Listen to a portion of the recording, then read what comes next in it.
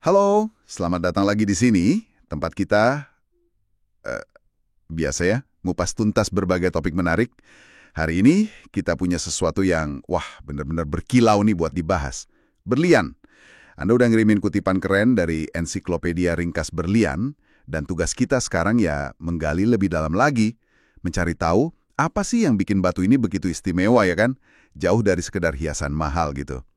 Kita bakal lihat mulai dari apa itu berlian sebenarnya, terus dari mana asalnya, yang ternyata cukup dramatis loh, ciri-cirinya yang unik, sampai kegunaan lainnya yang mungkin, bikin Anda kaget. Siap menyelami dunia salah satu mineral paling tangguh di bumi ini? Yuklah, kita bongkar bareng. Siap. Dan bener banget loh. Kebanyakan orang kalau dengar kata berlian, ya pikirannya langsung ke cincin tunangan atau kalung mewah gitu kan. Iya, pasti itu. Ada aspek kepraktisan yang penting banget.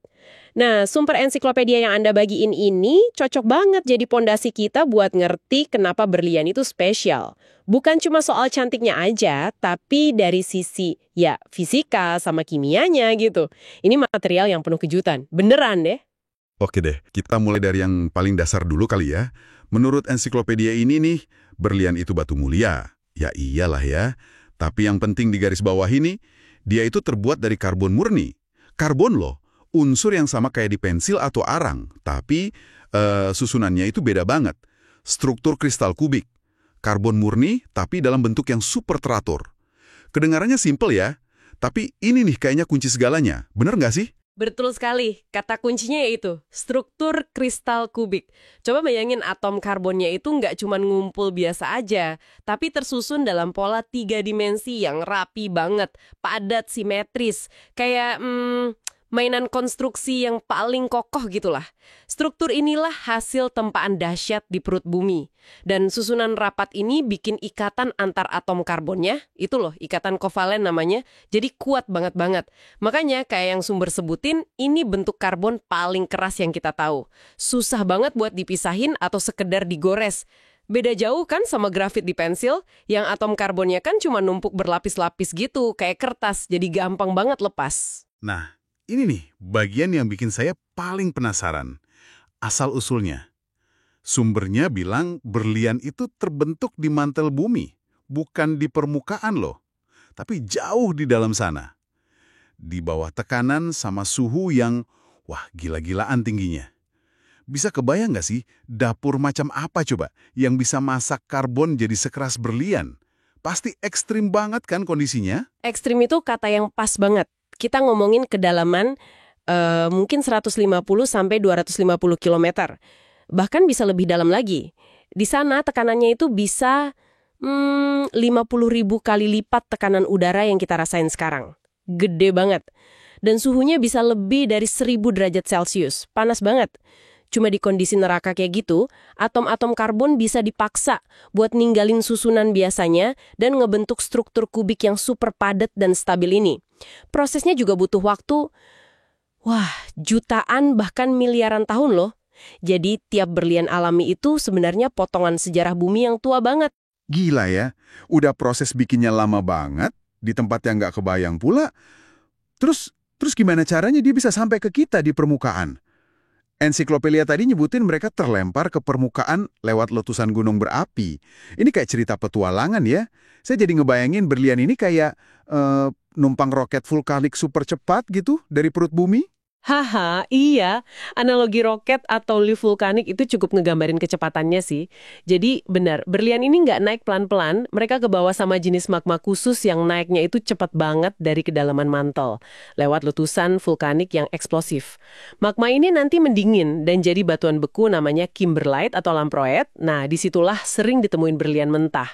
Kecepatan naiknya ini penting banget loh. Kalau naiknya kelamaan, terus kena suhu dan tekanan yang lebih rendah dekat permukaan, berliannya bisa nggak stabil, malah bisa berubah jadi grafit lagi. Sayang banget kan? Oh gitu ya, bisa berubah lagi. Iya, bisa.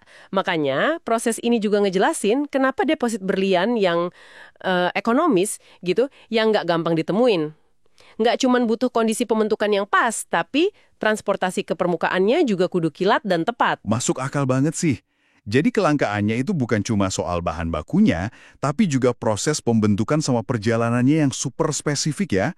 Nah, dari perjalanan dramatis itulah lahir berlian dengan ciri-ciri uniknya. Oke, ayo kita bedah satu-satu nih berdasarkan sumber kita. Yang paling terkenal duluan, kekerasan. Skor 10 skala Mohs, mineral paling keras. Artinya apa sih di kehidupan nyata? Apa bener nggak bisa lecet sama sekali gitu? Skala Mohs itu kan skala ketahanan gores relatif ya, dari 1 paling lunak kayak talc, sampai 10 paling keras, ya si berlian ini. Skor 10 itu artinya berlian cuma bisa digores oleh, ya berlian lain. Coba bandingin aja, kuarsa atau pasir pantai itu kerasnya sekitar 7, bajah yang bagus mungkin cuma 6,5. Jadi, berlian itu jauh lebih tahan gores dibanding hampir semua benda lain. Makanya, kalau dipakai jadi perhiasan, dia awet banget, ya kan? Nggak gampang kusam karena lecet halus. Dan di industri, sifat ini yang bikin dia jadi rajanya alat potong atau penggerinda material keras. Oke, tahan bantingnya udah jelas banget. Terus soal penampilannya nih, sumber nyebut kilau tinggi, adamantine luster. Ini nih yang bikin orang terpukau kan. Cara dia mantulin cahaya itu kayaknya beda gitu. Gimana sih cara kerjanya sampai bisa seberkilau itu? Yang dipantulin permukaan berlian, ada 2 faktor utama sih di sini. Pertama, indeks biasnya tinggi banget. Artinya, pas cahaya masuk ke berlian, dia dibelokin dengan sudut yang tajam. Kedua, dispersinya kuat. Ini artinya berlian bisa mecah cahaya putih jadi warna-warni pelangi, kayak prisma kecil gitu loh. Nah, kombinasi dari pantulan cahaya di permukaan, itu yang disebut luster atau kilau, terus cahaya putih yang dipantulin balik dari dalam setelah dibiasin, itu brilliance atau kecemerlangan. Sama kilatan warna-warni hasil pemecahan cahaya tadi, itu fire atau api. Inilah yang bikin berlian kelihatan hidup dan berkilauan dari berbagai sudut. Cara dia mainin cahaya itu kompleks dan unik banget. Wah, penjelasan soal kilaunya menarik banget. Jadi ada 3 elemen ya, luster, brilliance, sama fire. Oke. Lanjut soal warna. Kita kan sering mikir berlian itu bening atau putih ya. Tapi sumber bilang ada juga variasi warna kayak pink, biru, kuning, bahkan merah. Ini fakta yang mungkin nggak semua orang tahu loh. Kok bisa ya? Padahal bahannya sama-sama karbon murni. Nah, ini menariknya nih. Idealnya sih ya, karbon murni tanpa celah itu nggak berwarna, bening aja. Tapi di alam, proses pembentukan yang ekstrim itu kadang nyisipin sedikit atom lain atau nyebabin sedikit cacat dalam struktur kristalnya. Dan gangguan kecil ini yang justru bisa ngasih warna. Contoh paling umum nih, kalau ada sedikit atom nitrogen nyelip di antara atom karbon, berliannya bisa jadi kuning atau coklat. Kalau yang nyelip itu boron, warnanya bisa jadi biru. Ada juga warna pink atau merah. Itu diperkirain muncul karena tekanan ekstrim pas pembentukan atau perjalanan naiknya. Itu bikin ada sedikit deformasi atau pergeseran di struktur kristal. Berlian berwarna alami ini yang disebut fancy color seringkali lebih langka dan harganya bisa, wah fantastis, jauh ngalahin berlian putih biasa. Jadi, ketidaksempurnaan kecil malah bisa bikin lebih berharga ya dalam kasus ini? Unik banget. Sekarang, kita pindah ke sifat lain yang disebut sumber, yang mungkin kedengaran lebih teknis tapi ternyata penting juga. Konduktivitas panas tinggi.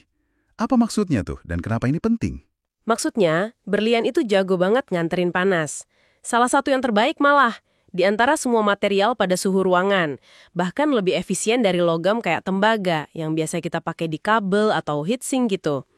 Panas itu ngerambat lewat getaran atom-atom dalam struktur kristalnya yang kaku dan teratur tadi. Kenapa penting?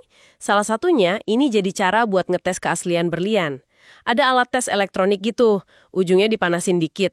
Kalau ditempel ke berlian asli, panasnya bakal cepat banget disedot sama berlian. Kalau ditempel ke batu tiruan kayak kubik zirkonia, panasnya nggak bakal hilang secepat itu. Jadi, sifat ini ada aplikasi praktisnya buat identifikasi. Oke, jadi dia kayak penyerap panas super cepat gitu ya. Tapi di sini ada yang agak aneh menurut saya. Sumber juga bilang, meskipun jagoan nganterin panas, berlian itu bukan konduktor listrik yang baik.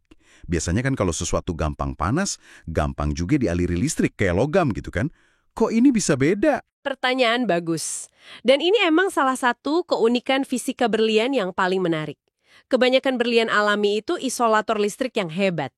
Artinya, listrik susah banget ngalir ngelewatin dia. Kenapa bisa gitu ya? Listrik itu kan intinya aliran elektron yang gerak bebas. Di logam, banyak elektron bebas yang bisa jalan-jalan. Nah, di berlian, elektron-elektron terluar atom karbon itu terikat kuat banget di struktur kristal tadi, di ikatan kovalen itu, jadi nggak bisa bebas gerak. Makanya nggak ada pembawa muatan buat arus listrik. Tapi panas bisa dihantarin lewat getaran seluruh struktur atom. Istilah teknisnya fonon. Itu nggak butuh elektron bebas, jadi dia bisa ngantar panas lewat getaran, tapi ngehambat aliran listrik karena elektronnya kekunci. Kontras ini nunjukin betapa uniknya perilaku material di level atomik. Ada sih pengecualian langka kayak berlian biru alami yang ada boronnya, itu bisa jadi semikonduktor. Tapi secara umum ya gitu, jago hantar panas, payah hantar listrik. Luar biasa ya penjelasannya. Jadi sifat-sifat ini super keras, super kilau, konduktor panas, tapi isolator listrik benar-benar hasil dari struktur atomnya yang unik ya, gara-gara tekanan dahsyat itu.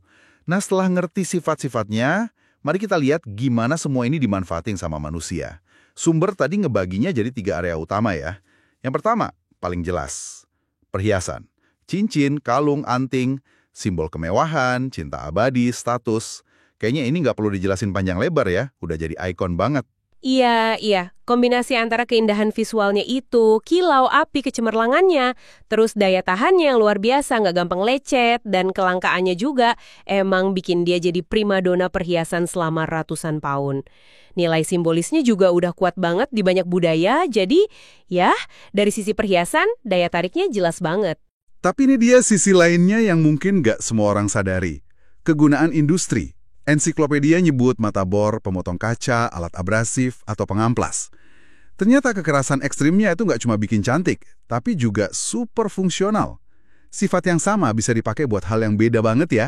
Persis. Justru di industri kekerasan berlian ini jadi senjata utama. Banyak proses manufaktur modern yang bergantung sama berlian loh. Misalnya buat ngebor batuan super keras pas eksplorasi minyak atau tambang, ujung mata bornya sering dilapisin berlian. Biasanya sih berlian sintetis atau yang kualitasnya nggak cukup bagus buat perhiasan. Buat motong beton, keramik, atau kaca presisi tinggi juga sama. Bilah gergaji atau pemotongnya pakai berlian. Bahkan buat ngalusin permukaan material lain yang keras banget, bubuk berlian dipakai sebagai amplas super alus, abrasif.